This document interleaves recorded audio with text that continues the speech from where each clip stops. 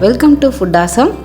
இன்றைக்கி நம்ம என்ன செய்ய போகிறோன்னா, இட்லி, தோசை, ரைஸ் எல்லாத்துக்குமே தொட்டுக்கிற மாதிரி நம்ம வெள்ளை பட்டாணி குழம்பு தான் நம்ம செய்ய போகிறோம். இது ரொம்பவே சூப்பராக இருக்கும். இது நீங்கள் ட்ரை பண்ணி பாருங்கள். அது எப்படி செய்கிறது தான் நம்ம இந்த வீடியோவில் பார்க்கலாம். அதுக்கு முன்னாடி எங்கள் சேனலை நீங்கள் மறக்காமல் சப்ஸ்கிரைப் பண்ணுங்கள். பக்கத்தில் இருக்க நோட்டிஃபிகேஷன் பெல்லையும் கிளிக் பண்ணிக்கோங்க. நான் இன்றைக்கி 1 கப் அளவுக்கு வெள்ளை பட்டாணி நைட் ஃபுல்லாக ஊற வச்சு வேக வச்சு நான் எடுத்து வச்சுருக்கேன். அது கூடவே ஒரு பெரிய உருளைக்கிழங்கு கட் பண்ணி பட்டாணி வேகிறப்பவே சேர்த்து வேக வச்சு எடுத்துக்கிட்டேன். இது ஒரு 3லேருந்து 4 விசில் வைங்க, சரியாக இருக்கும்.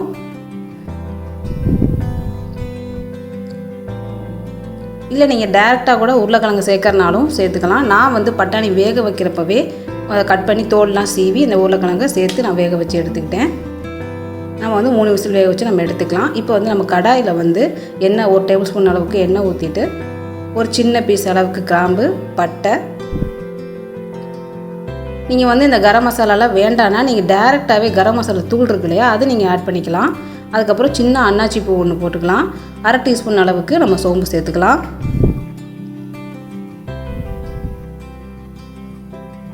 இது கூடவே 1/4 டீஸ்பூன் அளவுக்கு நம்ம ஜீரகமும் சேர்த்துக்கலாம். இது ரெண்டும் சேர்த்தோன்னா ரொம்ப நல்லாயிருக்கும். குழம்போட வாசத்தை நல்லா நமக்கு எடுத்து கொடுக்கும். அப்புறம் அது கூடவே நம்ம பெரிய அளவான ஒரு பெரிய வெங்காயத்தை நம்ம கட் பண்ணி சேர்த்துக்கலாம். இது கூடவே கொஞ்சம் கருவேப்பிலையை நம்ம சேர்த்து வதக்கிக்கலாம். இப்போ இந்த வெங்காயம் ரொம்ப வதங்கணும்னு அவசியம் இல்லை. கண்ணாடி பதம் வர வரைக்கும் நம்ம வதக்கினா போதும். ஏன்னா இந்த குருமா அந்த மாதிரி பட்டாணி குழம்பு அந்த மாதிரிலாம் நம்ம வெங்காயம் ரொம்ப வதக்க தேவையில்லை. அப்படி வதக்கினா தான் அந்த வெங்காயத்தோட ஸ்வீட்னஸ் நல்லா இறங்கி உங்களுக்கு குழம்பு நல்லா டேஸ்ட்டாக இருக்கும். இப்போ வெங்காயம் நல்லாவே வதங்கிருச்சு. இப்போ நம்ம 1 டேபிள் ஸ்பூன் அளவுக்கு நம்ம இஞ்சி பூண்டு பேஸ்ட் நம்ம சேர்த்துக்கலாம். இதோட பச்சை வாசனை போகிற வரைக்கும் நல்லா நம்ம வதக்கிடலாம். சில பேருக்கு அந்த பட்டை இதெல்லாம் சேர்க்குறது ஒத்துக்காது. அப்படிப்பட்டவங்களுக்கு நீங்கள் ஸ்கிப் பண்ணிடலாம். அதுக்கு பதிலாக நீங்கள் கரம் மசாலா தூள் நீங்கள் சேர்த்துக்கலாம். கொஞ்சம் அளவில் நீங்கள் சேர்த்துக்கலாம். இப்போ நம்ம 2 தக்காளி, இப்போ மீடியம் சைஸ் அளவான தக்காளியை நான் கட் பண்ணி போட்டிருக்கேன். இப்போ இதுவும் நல்லா நமக்கு வதங்கணும். அதாவது நல்லா கொலையை நமக்கு வதங்கணும்.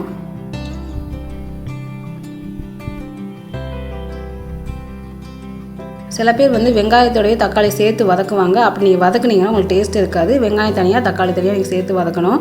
இப்போ நம்ம இந்த வெங்காயமும் இந்த தக்காளியும் நல்லா நமக்கு கொலையை வேகிறதுக்காக ஒரு 1/4 டீஸ்பூன் அளவுக்கு நம்ம உப்பு சேர்த்துக்கலாம்.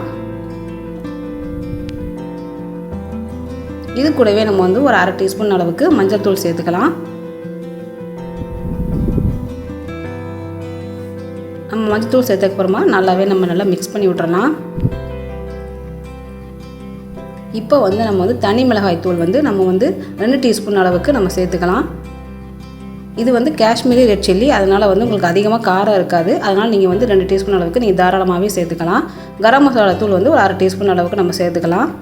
இப்போ நல்லா நம்ம வதக்கிடலாம். இந்த காஷ்மீரி ரெட் சில்லி பவுடர் நீங்கள் போடுறதுனால உங்களுக்கு குழம்பு நல்ல கலர் கிடைக்கும். அது கூடவே உங்களுக்கு காரம் கம்மியாக தான் இருக்கும். அதனால தான் நம்ம இந்த காஷ்மீரி ரெட் சில்லி பவுடர் நம்ம போட்டுக்கிறோம். இப்போ நம்ம வேக வச்சு நம்ம எடுத்தாச்சு. நல்லா வெந்துருச்சு நம்மளுக்கு. இப்போ நம்ம அப்படியே நம்ம கடாயில் நம்ம சேர்த்துடலாம்.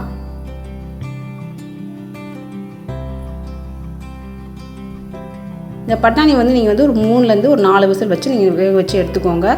அதுக்கு மேலே வச்சிங்கன்னா ஒரு மாதிரி மசிஞ்சிரும். இந்த மாதிரி இருந்தால் தான் உங்களுக்கு எடுத்து சாப்பிட்றதுக்கு நல்லாயிருக்கும்.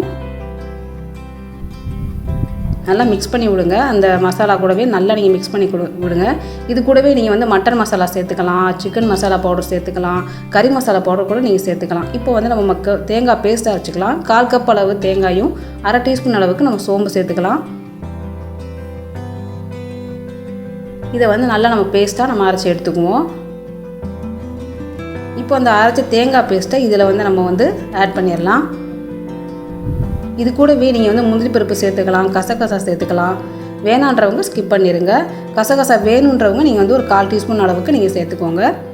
இப்போ தேங்காய் பேஸ்ட் அரைச்சது உடனே டேரெக்டாக தண்ணி ஊற்றிடக்கூடாது. கொஞ்சம் நல்லா மிக்ஸ் பண்ணிவிட்டு அதுக்கப்புறம் தான் உங்களுக்கு எந்த அளவுக்கு குழம்பு திக்காக வேணுமோ இல்லை தண்ணியாக வேணுமோ அப்படின்றத நீங்கள் உங்களுக்கு எவ்வளோ வேணுமோ அந்தளவு நீங்கள் தண்ணி நீங்கள் சேர்த்துக்கலாம். நான் இன்றைக்கி ரைஸுக்கு வச்சுக்கிறதுனால ஓரளவு திக்காக நான் வச்சுருக்கேன். இது வந்து நீங்கள் வந்து சப்பாத்தி, பூரி, நான், அது கூடவே நீங்கள் ஒயிட் ரைஸு, இட்லி, தோசை எல்லாத்துக்குமே நீங்கள் வந்து தொட்டுக்கலாம். ரொம்பவே அருமையாக இருக்கும். இப்போ நம்ம குழம்பு கூட்டியாச்சு. இது நல்லா கொதிக்க விடணும். ஒரு 5 நிமிஷம் நல்லா நீங்கள் கொதிக்க விடுங்க. ரொம்ப நேரம் கொதிக்க விட்டிங்கன்னா தேங்காய் சேர்த்துக்கிறனால குழம்பு வந்து ரொம்பவே ஸ்வீட் ஆயிரும். அதனால் தேங்காய் ஊற்றதுக்கப்புறமா நம்ம ஓவராக வந்து நம்ம கொதிக்க விட்டுறக்கூடாது. இது கூடவே நான் வந்து இன்றைக்கி மட்டன் மசாலா பொடி வந்து ஒரு 3/4 டீஸ்பூன் அளவுக்கு நான் சேர்த்துருக்கேன். இது வந்து கடைசியாக தான் நம்ம சேர்க்கணும். இடையில நம்ம சேர்க்க வேண்டாம். கடைசியாக சேர்த்தோன்னா குழம்பு ரொம்ப வாசமாக இருக்கும். அதே டைம் நம்ம கறி குழம்பு மாதிரியே நல்லா உங்களுக்கு டேஸ்ட்டு கொடுக்கும் உங்களுக்கு. அதனால தான் நம்ம கடைசியாக நம்ம சேர்க்குறோம். இப்போ நமக்கு சுவையான சூப்பரான வெள்ளை பட்டாணி குழம்பு நமக்கு தயாராகிடுச்சு. இதை நீங்கள் ட்ரை பண்ணி பாருங்கள். செஞ்சு பார்த்து எனக்கு கமெண்ட் பண்ணுங்கள். இந்த வீடியோ பிடிச்சிருந்தோன்னா உங்கள் ஃப்ரெண்ட்ஸுக்கு நீங்கள் ஷேர் பண்ணுங்கள், லைக் பண்ணுங்கள். நன்றி.